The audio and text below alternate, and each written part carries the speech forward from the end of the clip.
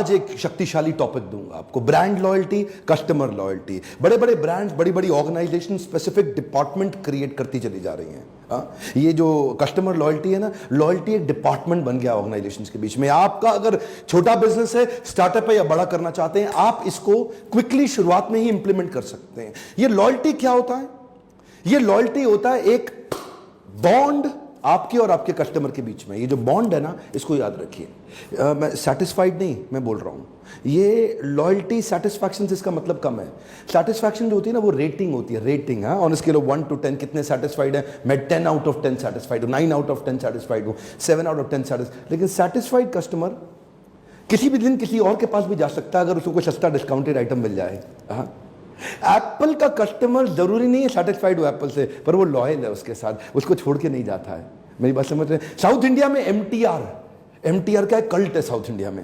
वो एमटीआर से सेटिस्फाइड है कि नहीं पता नहीं, लेकिन लॉयल है। हार्ले डेविडसन, उसका जो कस्टमर है ना, वो पता नहीं कितना सेटिस्फाइड हार्ले डेविडसन, लेकिन लॉयल है। वो हार्ले डेविडसन छोड़ के हीरो मोटोकॉर्प नहीं चलाएगा। तो ये क्या है? Loyalty is an emotion. Loyalty एक वो शक्तिशाली इमोशन है जिसको strategically step by step build किया जा सकता है। देखिए, आपसे बात कर रहा हूं, आप में भी वो दम है कि आप भी अपने कस्टमर को इतना लॉयल बना लो और वो स्टेप बाय स्टेप वो प्रिंसिपल्स को इंप्लीमेंट करो, कस्टमर आपको कभी छोड़ के ना जाए। चाहे डिस्काउंट मिले, चाहे उधार पे माल मिले, चाहे सस्ता कैसा भी माल मिले, वो आपको छोड़ के नहीं जाएगा। क्या करना चाहिए उसके लिए? एक लॉयल कस्टमर आपके बारे में ही start spreading word of mouth marketing के द्वारा। एक लॉयल कस्टमर आपका कस्टमर नहीं है, वो तो आपका प्रमोटर बन जाता है। वो आपका एक अनपेड सेल्स के स्टाफ की तरह काम करता है, अनपेड प्रमोटर की तरह काम करता है। आप उसको पैसा नहीं देते, लेकिन फिर भी वो आपके नया कस्टमर एक्वायर करने में आपकी मदद करता है।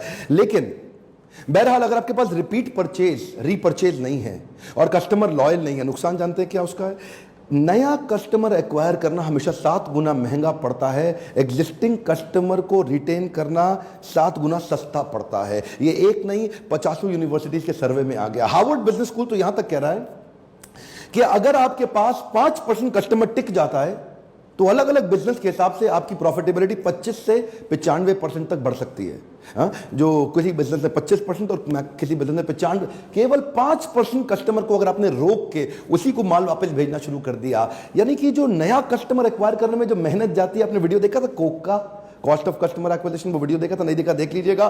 कोक का आपका बहुत एक्सपेंसिव हो जाता है। लॉयल्टी का जो फाउंडेशन है वो होता है ट्रस्ट, और ट्रस्ट का मतलब क्या है? विश्वास। जिधर विश्वास, ट्रस्ट बहुत ज्यादा है, उधर लाइकलीनेस माल खरीदने की बहुत ज्यादा बढ़ जाती है। आप अगर मान लीजिए पतंजलि का उदाहरण लीजिए, पतंजलि एक एक प्रोडक्ट के ब्रांड को नहीं बिल्ड कर रहा, वो एक अपने पेरेंट ब्रांड यानी कि पतंजलि के ब्रांड की लॉयल्टी क्रिएट करने के लिए बहुत मेहनत करता है। अब अगर आप पतंजलि के लॉयल कस्टमर हैं, आपकी बात कर रहा हूं, तो अगर पतंजलि कोई नया शरबत ले आया, कोई नया प्रकार का खाने का आइटम ले आया, कोई नया प्रकार का नूडल ले आया, चांसेस है हम खरीद लेंगे। लेकिन अगर वहीं छज्जूलाल गुप्ता इन सन्स कोई नया नूडल लेके आया, बोला छज्जूलाल गुप्ता नूडल्स, तो 100 में से 5% लोग ही वो छज्जूलाल गुप्ता नया नूडल ट्राई करेंगे। लेकिन अगर आप पतंजलि के लॉयल कस्टमर हैं तो 70% लोग पतंजलि का नया नूडल ट्राई कर लेंगे। ये क्या है? लॉयल्टी के कारण रिपीट और रीपरचेज अपने आप बढ़ती है।